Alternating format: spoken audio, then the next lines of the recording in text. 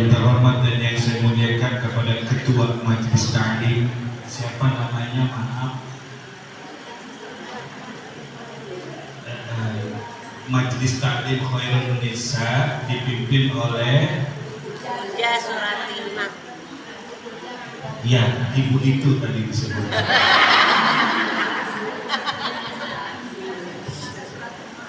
Ya, Ibu Puja Suratima beserta seluruh staf dan jajarannya, karena asbab beliau-beliau kita sepertinya istiqomah melakukan pengajian, hadir di Majelis Ta'lim, dan juga wabil khusus kepada para sesepuh tokoh masyarakat, ayahanda yang hadir juga di sini semua, dan juga secara umum bapak-bapak, ibu-ibu, adik-adik semua. Semoga usaha kita yang mungkin terlihat sederhana ini adalah sesuatu yang besar di hadapan Allah Subhanahu wa Ta'ala. Karena ada segelintir orang ketika dia menganggap dirinya melakukan hal yang besar padahal kecil di hadapan Allah. Karena itu selaku hamba yang senantiasa menjaga diri dan rasa dengan menempah hati, maka seyogyanya kita seperti menganggap bahwa usaha ini mungkin tidak seberapa buat diri kita, dan kita berharap ini menjadi sesuatu hal yang besar di hadapan Allah Subhanahu wa Ta'ala. Amin ya rabbal alamin. Bunda dan ayahanda rahimakumullah, karena ini pengajian umum, maka saya akan membahas tentang hal-hal apa yang mengandung kecenderungan buat kita sepertinya sulit untuk istiqomah di jalan Allah. Orang banyak datang ke Majelis Ta'lim, hadir ke majelis ini, tapi kenapa kok dia seperti tidak mendapatkan apa-apa dari yang diusahakan? Zikir, dia anggap dia telah berzikir, tapi sesungguhnya kenapa zikir itu tidak membawa apa-apa buat dirinya? Sholat memang dia ibadah, dia sholat, bahkan sholat 5 waktu hampir sama sekali tidak pernah ditinggal. Tapi kenapa kok dia belum merasakan apa-apa dari sholatnya? Dia bersedekah, walaupun ada segelintirnya masih menghitung-hitung sedekah. Namun walaupun dia bersedekah, kok sepertinya hati ini masih keras. Dia haji dan umroh, bahkan balik ke tanah suci. Ketika temannya bertanya, padahal temannya nanya, tadi naik pesawat apa? Jawabnya apa? Oh, itu tadi umroh saya yang ke-20. Padahal karena ini tempat keramaian di bandara, ada orang lain nanya, tadi naik pesawat apa? Kenapa dia sedang menunggu saudaranya? Siapa tahu pesawatnya sama. Bu, tadi naik pesawat apa? Oh, ini umroh saya ke-20. Nanti saya umroh lagi. Kan orang bertanya begitu langsung diam, bingung. Mau jawab apa ya? Langsung kita jawab, oh iya, Masya Allah, nikmat ya Bu ya. Alhamdulillah, nanti saya berangkat lagi nih, dan nanti saya akan berangkat haji. Pertanyaannya, apa yang kau dapat dari ibadah-ibadah tersebut? Pernah nggak terasa hati ini seperti gersang? Terus kita kayak ngobrol sama diri kita dan kita ngomong, aduh ya Allah, kok begini banget ya ini. Pernah nggak hal-hal seperti itu terjadi pada diri kita? Itu pertanda Allah sedang menyentuh kita. Untuk apa? Untuk memperbaharui ibadah kita, memperbaiki ketaatan kita, serta mengevaluasi dari apa yang kita pernah berikan kepada Allah Subhanahu wa Ta'ala. Pak, Bu, kalau bicara tentang ketaatan dan ibadah, Allah nggak perlu sholat kita. Kita sholat atau tidak sholat, Allah tidak berkurang kok sedikit pun kekuasaannya. Dan kita sholat pun Allah tidak bertambah kekuasaannya. Bapak ibu mau zakat, mau sedekah, berbagi rezeki kepada orang lain, ibu bagi, ibu nggak bagi, nggak berkurang apa-apa dari kekuasaan Allah. Ibu berangkat haji ke tanah suci 20 kali, bolak-balik umroh 40 kali, nggak ada tuh bertambah kekuasaan Allah. Jadi tolong perhatikan ya, kalau kita perhatikan nih orang-orang yang berkeyakinan tentang dewa-dewa, itu dalam keyakinan mereka, kalau orang-orang ini beribadah kepada si dewa itu makin kuat. Ini dalam filosofinya orang-orang Yunani. Kalau kita makin taat beribadah untuk si dewa itu makin perkasa. Tapi kalau kita kurang beribadah ke dewa itu, maka dewa itu mulai lemah. Itulah kenapa di antara masyarakat Yunani kuno dulu itu menyembah banyak dewa, tergantung sukanya yang mana. Kalau sedang jatuh cinta, Dewi Amor. Kalau sedang galau, siapa? Dewi Amor juga. Minta agar hati ini terus berkembang, bukan bunganya terus berkah. Pertanyaan saya, itu Tuhan apa? Tuhan yang kalau disembah makin kuat, tidak menyembah makin lemah. Islam tidak seperti itu semua, jauh, dan ini hasil pikiran manusia. Ibu, bapak beribadah lebih kuat lagi kepada Allah, tidak akan mengurangi dan tidak menambah apa-apa. Terus Ustaz, sebenarnya ibadah kita buat apa sih? Untuk diri kita. Ustaz, saya nggak boleh ngomongin orang, untuk siapa sih? Bukan untuk orang itu. Kamu ngomongin orang kaya, kamu menggibah orang kaya, kamu gosip orang kaya, tetap aja kamu miskin. Makanya tidak salah di dalam Quran, amalmu milikmu, amalnya miliknya. Siapa yang berbuat maka dia akan melihat. Kita pamer, ingin dipuji orang. Sebenarnya orang seperti itu orang yang rusak hatinya. Kenapa? Untuk apa dia mendapatkan pujian dari orang? Emang setelah dipuji turun uang 1 miliar? Setelah dipuji tiba-tiba di rumah kita parkir mobil harga 700 juta. Setelah kita pamer ibadah, apa suami kita makin sayang? Tidak. Ini yang saya maksud sekali lagi. Engkau beribadah, lebih baik beribadah atau engkau kurang beribadah, tidak berpengaruh apa-apa bagi Allah. Dan ibadah yang kau lakukan, ketaatan yang kau lakukan, kebaikan yang kau lakukan, perbuatan buruk yang kau hindari, semua untuk dirimu. Untuk diri kita, bukan siapa-siapa. Di dalam tubuh kita, Ibu, ada yang namanya jiwa. Jiwa ini kata ulama bagaikan selembar kertas yang bersih. Mau ditulis apa di atas lembar kertas jiwa itu, maka kitalah yang menulisnya. Apakah engkau hendak menulisnya dengan tinta emas, atau kau hendak menuliskan dengan berbagai macam keburukan di dalamnya, maka semua tergantung kita. Itulah kalau kita perhatikan dalam Quran, kullu nafsin, jiwa di sini bukan, di dalam Quran ini yang unik, yang dicabut bukan nyawa, tapi jiwa. Kullu nafsin, nafsu kan jiwa. Nafsu itu jiwa, bukan ruh. Kalau ayatnya kullu ruhin, nah ruh. Ini di sini dituliskan sama Allah jiwa.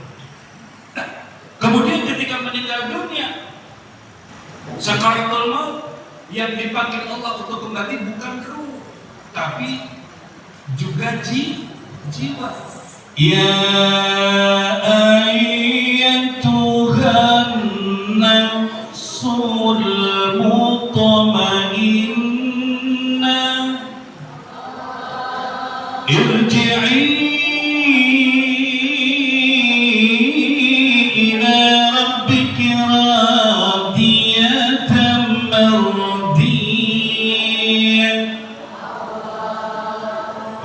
ayat ini, yang disuruh kembali itu jiwa.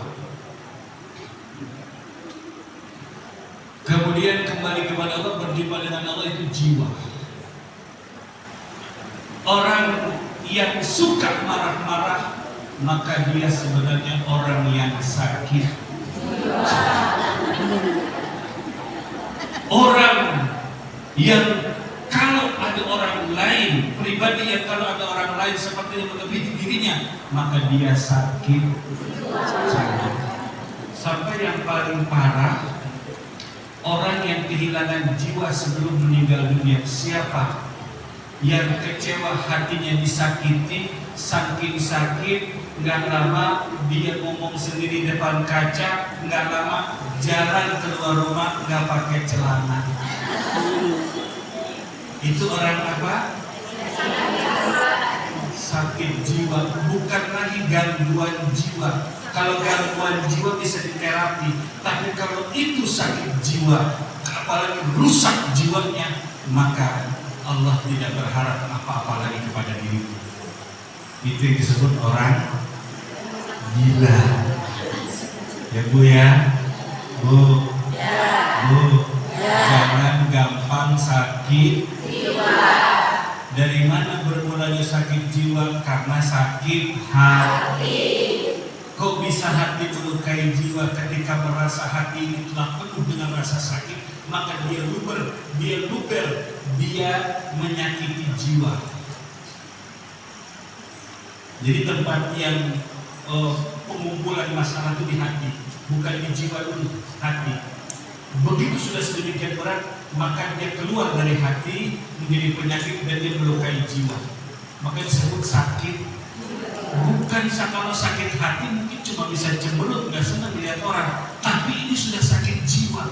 Bahkan sakit jiwanya dia menyakiti orang lain, bahkan bisa membunuh, bahkan dia akan terkena hukum-hukum positif di Indonesia. Makanya hati-hati dengan sakit hati yang bisa berakibat pada penyakit jiwa. Itulah kenapa Bapak Ibu, Allah Subhanahu wa Ta'ala dan Rasulullah mewajibkan kita untuk hadir di majlis ini seperti ini. Supaya apa? Supaya jiwa ini terasa lebih mudah kita mengendalikannya. Kenapa? Karena kita punya ilmu. Sekarang kalau kamu sibuk terus ngurusin rumah, ngurusin kantor, terus bagaimana cara membenahi diri dan jiwa kita kalau tidak punya ilmu? Ustaz, selain manfaat majlis ini untuk menuntut ilmu, apalagi? Di dalam majlis ini kita diajak bersolawat, berzikir, ya. Nah, baru tuh apa sih gunanya zikir? Ala bidzikrillahi tatmainnul qulub. Dengan hati, dengan zikir, maka hati akan menjadi. Kalau hatinya tenang, jiwanya sehat. Itulah kenapa target zikir itu hati, bukan jiwa. Hati yang ditarget, karena di hati itu ibarat mangkok yang menampung berbagai macam masalah dan urusan. Mau yang benar dan tidak benar, semua itu tertampung dalam mangkok yang bernama hati. Allah Maha tahu yang ada di dalam mangkok hati. Jangankan yang ada di mangkok hati, yang ada di sekeliling mangkok Allah tahu. Yang mau masuk ke mangkok Allah tahu. Yang keluar dari mangkok hati Allah tahu. Karena itu kata Allah, ala bidzikrillahi tatmainnul qulub.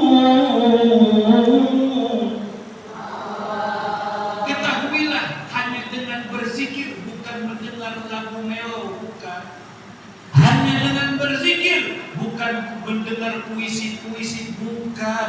Hanya dengan berzikir, bukan dengan mendengar orkestra Mozart, lagu-lagu yang menenangkan hati, bukan.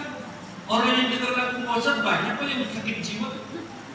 Itu buktinya film-film klasik luar negeri, pencinta lagu klasik, namun dia ternyata pembunuh berantai. Pencinta lagu klasik. Di dalam Quran tidak ada solusi apa-apa untuk menenangkan hati, menyehatkan jiwa, yaitu datang ke majelis ilmu dan diajak berzikir di sini, maka hati pun menjadi tenang. Ilmu didapat, amalkan di luar majelis ini. Jadi majelis ini hanya tempat mencari ilmu, mengamalkannya di mana? Di luar sana. Pada siapa? Pada diri. Pada siapa lagi? Keluarga. Pada siapa lagi? Orang tua, keluarga besar kita. Siapa lagi? Tetangga. Terus amalkan. Ya. Namun ada orang-orang yang kelihatannya mengaji, pergi ke majelis taklim, hadir di majelis taklim. Kenapa Ustaz? Ke orang tersebut kayaknya masih sepertinya belum mendapatkan apa-apa dari majelis ini. Nah, hal ini pernah ditanyakan oleh seorang ulama kepada ahli hikmah. Ahli hikmah itu ahli yang pandai mengambil hikmah dalam setiap kejadian. Apa kata seorang ulama kepada seorang ahli hikmah? Wahai Syekh, kenapa ya aku ini seperti tidak hadir ke majelis taklim dan aku tidak mampu mengambil keberkahan daripada ilmu. Dia seperti orang yang gak ngaji.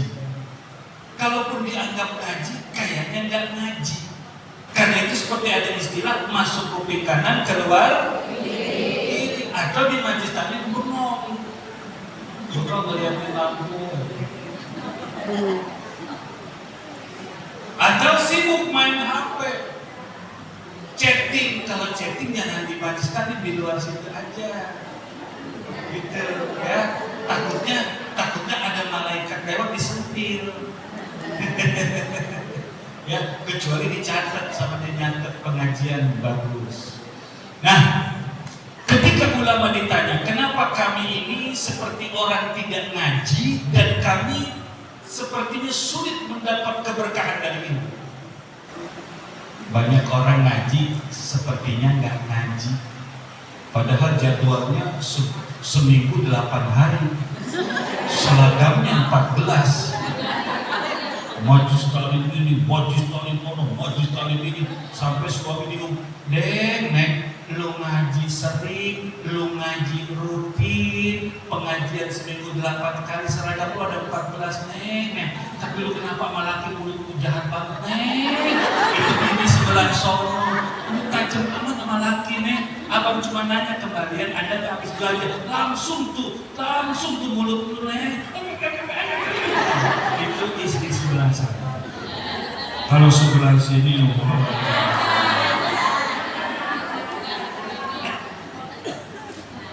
padahal kalau saya amati, wanita yang paling gampang masuk surga itu seorang ibu rumah tangga. Sebenarnya berarti yang saya khawatirkan mestinya tidak benar. Betul. Ya, yang sebenarnya yang paling gampang masuk surga itu adalah seorang istri. Sebenarnya, ya. Kenapa Ustaz kok istri paling gampang masuk surga? Kalah bapak-bapak. Habis makan bersama, azan isya, bapak bisa langsung ke masjid, tapi ibu gimana? Berapa pahala sebelum sholat Allah kasih sama ibu? Nyuci piring, benang-benang, rapi-rapi, ngelap-ngelap dulu sampai kepada seperti yang diajarkan Rasul, Anda tahu pahmilan iman baru sholat. Di mana ada gede, bapak dapat pahala 70, ibu bisa 140. Bapak ketika seorang laki-laki baru menikah dengan seorang wanita dan istrinya, kemudian hamil, bapak mah asik. Ibu seperti bawa beban di perutnya 2 kilo. Kalau tuh anak 2 kilo, kalau 3 kilo, zaman sekarang kan besar-besar yang keluar dari perut seorang ibu. Kenapa? Makannya KFC, Pizza Hut, makanya kelebihan kolesterol. Nah, itu dia bawa 2 kilo, 3 kilo selama 7 bulan loh. Coba Pak tes batu bata diikat di perut, tes aja. Makanya seorang ibu itu paling gampang masuk surga. Sampai ada ulama mengatakan ketika dia melahirkan, kemudian dia berteriak karena rasa sakit, maka sungguh itu adalah zikir yang paling indah di hadapan Allah. Perempuan dahsyat, wanita itu dahsyat. Bersabarnya wanita jauh lebih hebat. Bahkan bersabarnya wanita mampu mengalahkan kokohnya sebuah gunung. Kalau saya cerita tentang keutamaan perempuan dahsyat. Cuma kenapa ya jarang ada yang begitu ya? Kenapa? Saya nanya, kenapa ya? Tapi sebaliknya, perempuan paling gampang juga masuk neraka. Tinggal gini dong. Suami sakit hati, udah di raportnya tertulis. Makanya rajin-rajin minta maaf sama suami.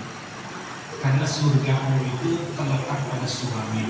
Walau bagaimanapun kelakuan suami pada dirimu dalam urusan amal, suamiku, diriku. Ya, itu. Jangan selalu beradab begini. Suaminya kayak begitu. Ya, saya gimana dong? Ini orang bodoh. Dan laki saya kayak begitu, kamu bodoh. Ya. Justru kalau kamu tetap berpegang teguh kepada Al-Quran dan hadis Nabi, maka engkau sebenarnya sedang membuat satu sindiran kuat dan tamparan kuat buat suami. Karena saya pernah menjumpai seorang suami yang ditinggal wafat istrinya sampai berapa tahun dia nggak mau nikah. Ini kenyataan ketika saya pimpin umroh, ada satu jamaah, tiba-tiba saya panggil dia, saya menjamaahkan di Nabawi, saya panggil, "Bang, sini Bang, jauh amat dari makam Nabi, sini." "Ustadz, saya sini di sini." Udah, usianya di atas saya baru 10 atau 15 tahun. "Sini lah, ikut aja." Saya cari tempat, jamaah ngikutin saya terus sampai pada saatnya pintu kaca itu makam Nabi, saya di sini. Makam Nabi yang dari belakang, dari bab tahajud. Ya, kalau perempuan kan bab Jibril di sebelah kiri ya. Nah, itu dekat situ. Nah, itu makam Nabi. Di sini saya sholat sama jamaah, termasuk laki-laki atau bapak-bapak yang saya panggil untuk sholat di sebelah sini. Pas kita terus sholat, tiba-tiba itu laki-laki menangis bagaikan anak kecil. Nah, saya terganggu juga kan, lirik juga yang lagi sholat. Akhirnya udah saya duduk, saya lihat itu menangis bercucuran air mata, basah baju, terus dia menangis. Sampai saya selesai sholat, saya selesai zikiran, saya pergi, saya mau ajak dia, biarin dia menikmati. Mungkin ada sesuatu yang indah yang dia cari sekian tahun baru didapat di depan. Ternyata benar itu. Udah mau masuk.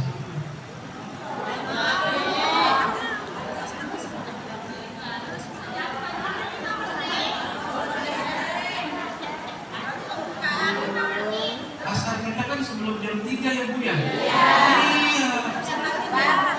Kita harus komitmen dengan perjanjian bersama kita. Ya. Enggak, saya jam 2 lewat dikit. Tadi saya belum makan Ibu.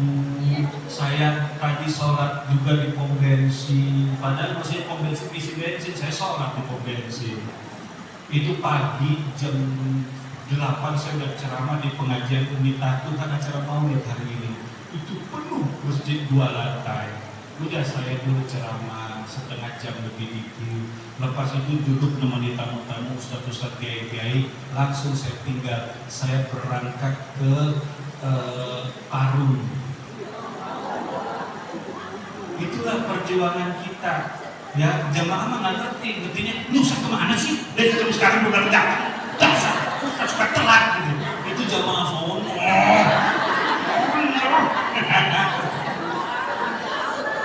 Udah sampai sana ada penceramah juga, udah sabar nunggu. Cuma 15 menit sih. Alhamdulillah sudah jam 11 lewat sekian. Karena jauh Parung pesantren yatim piatu. Tadinya saya nggak mau terima, tapi begitu saya lihat yatim piatu, saya hadir. Ustaz, saya cuma bisa kasih segini, nggak apa-apa saya bilang. Nah, tadi pun saya bantu mempromosikan karena beliau pengen membebaskan tanah seluas 700 meter lebih, hampir 1000 meter. Diperlukan uang 600 juta. Murah sih, karena nempel dengan pondoknya, dengan pesantrennya. Nah, saya bantu untuk mengajak jamaah mau berbagi, mau bersedekah. Nanti kalau kita meninggal baru dirasain deh.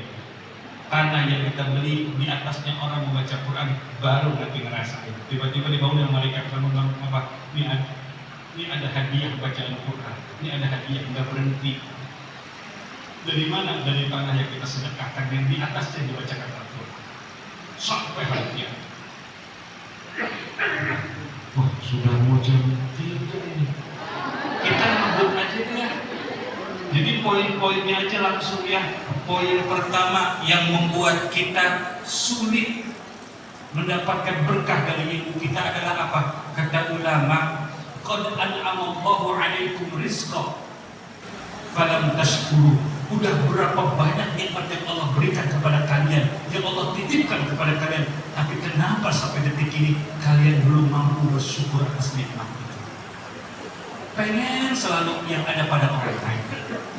Itulah ibarat rumput tetangga lebih hijau, yaitu lihatnya dari jauh. Coba deketin, ada tai kucing di dalamnya saja. Kan kita nggak tahu. Nah, jadi membuat kita sulit memahami ilmu adalah kita sampai detik ini belum pandai bersyukur atas nikmat yang Allah berikan. Kita sering melihat ke sana, melihat ke sini, tapi apa yang ada yang kita injak, yang kita pakai, yang kita kenakan, yang ada di atas kepala kita, yang menaungi kita, yang kita pakai kendaraan kita, yang kita nikmati semua, kita belum mampu bersyukur kepada Allah. Belum mampu bersyukur. Yang kedua, apa kata ulama? Sudah berapa banyak ilmu yang kau datangi dan kau dapati dari majlis-majlis tadi, tapi kenapa enggak diamalin? Itu masalah besarnya. Hari ini nih dapat berapa ilmu? Ya Allah, keseringan itu kita nggak ngamalin. Kalau mau diamalin 1-2 itu besok lupa. Jadi hal yang kedua yang membuat kita tidak berkah atas majlis ilmu, yang membuat kita sepertinya orang nggak ngaji, itu adalah bila kita mendapatkan ilmu dari berbagai majlis, kenapa engkau tidak amalkan? Bima alimtum minal ilm, kenapa ente tidak amalkan? Padahal kalau kita amalkan, semaksimal kita mampu, nanti di dalam amal itu ada ilmu yang lain keluar yang hanya kita yang mampu memahami. Contoh, zikir.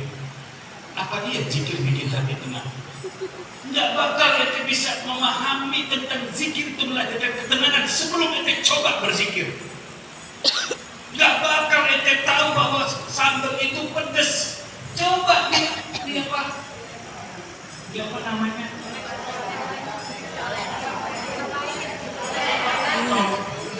Coel. Coel. Ya. Nah, coel lah ya. Coel. Nggak pedas. Padahal setelah diulek warnanya merah, apa merah, ternyata nggak pedas. Oh, malah manis. Betul kali. Masa sih lo? Gue lihat tadi kan cabai, kok manis? Ternyata dikasih banyak gula. Hati-hati dengan tipuan-tipuan kehidupan. Bu, ada 2 butir, 1 potong, ada 2 butir kecil, 1 pecahan kaca, 1 gula, 1 lagi garam. Coba saya mau tanya, mana di antara 3 itu yang garam, yang gula, dan yang kaca? Mana? Ini kita lagi bicara tentang bab mengamalkan ilmu. Allah sudah membeberkan dalam Quran, dalam hadis, ulama sudah menerangkan semua. Tapi kalau kita belum, gimana mau tahu? Mau tahu rasanya gula? Coba D3 itu kau coba. Ini mah tawar gak ada rasa. Oh, berarti pecahan beling yang kecil, betul? Oh ya mungkin yang ini pasti coba. Asin. Kemungkinan gula yang itu pun masih kemungkinan. Ya, begitu juga pengen tahu mana yang garam. Coba. Begitulah ilmu, Bapak Ibu. Kalau tanpa kau masuk, kau rasa dalam, maka kau tidak akan mendapatkan apa-apa hikmah. Percuma aja. Biarpun memang secara zahir kita dapat pahala dari hasil duduk di majlis taklim, tapi sayang tanpa mendapatkan Ya, memang keutamaan majelis taklim itu hadir di majelis taklim, melihat wajah buruknya ulamanya itu dapat meruntuhkan dosa. Kenapa orang di majelis taklim itu disebut sebagai orang yang tidak berdosa? Karena dia sedang fokus melihat sesuatu. Kenapa? Karena kalau dia di rumah, dia main HP, maaf, suka ada dosa di sana, nonton TV, bercanda sama teman, terkadang dosa. Tapi ketika duduk di majelis taklim, dia diam, dia melihat wajah gurunya yang sedang bicara, maka sebenarnya dia sedang tidak berdosa. Sama kayak orang tidur. Orang tidur itu orang yang tidak berdosa. Walaupun dia lagi tidur kegaplok teman sebelah, gelepok gitu. Lapor ke polisi, polisi tidak bakal ambil perkara. Kalau lagi tidur, nah begitu juga kita. Coba ibu duduk di sini 1 jam, mendengarkan nasihat dan ceramah dalam keadaan hati pengen diisi. Coba 1 jam di sini, seandainya sama teman kita yang lagi ngobrol di pojok sana, coba lihat timbangan amalnya, bagusan kita. Kemudian kalau kita benar-benar memahami ilmu dan kita coba amalkan, maka kita akan mendapatkan manfaat dan hikmah ilmu. Tuh pentingnya yang kedua ya. Yang ketiga apa kata ulama? Sahibul akhyar. Berkali-kali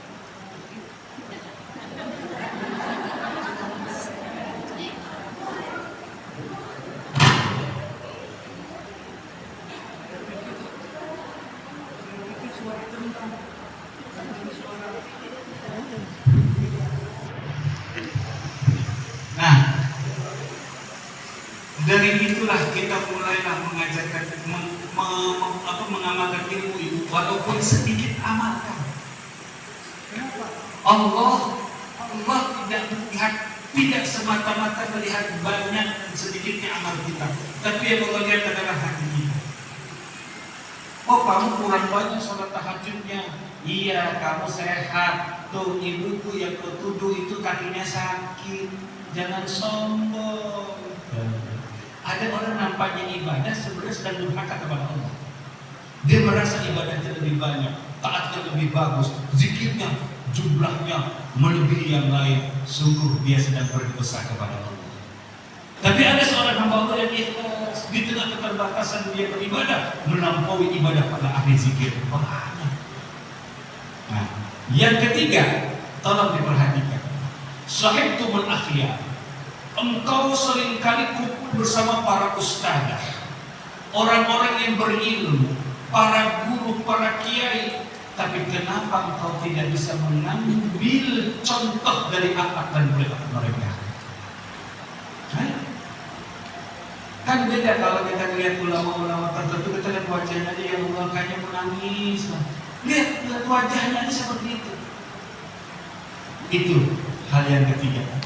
Jangan sampai kesempatan yang langka bertemu dan bergaul bersama mereka itu kita lalaikan begitu saja. Jangan, ini akan menghilangkan keberkahan ilmu.